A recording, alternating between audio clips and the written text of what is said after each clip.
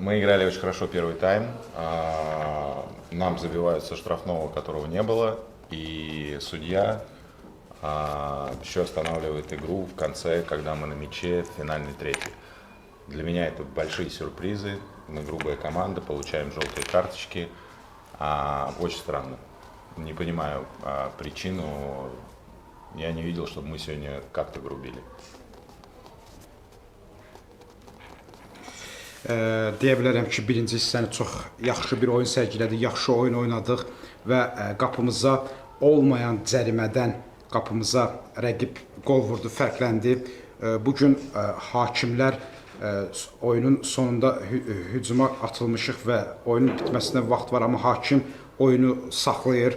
Mən üçün bu çox sürprizlərdir, yəni mən bunu heç görməmişəm, belə sürprizlərlə qarşılaşmamışam və bizə bugün həddindən çox sarı kartlar da verdilər, amma halbuki biz çox da kobud oynayan bir komanda deyilik.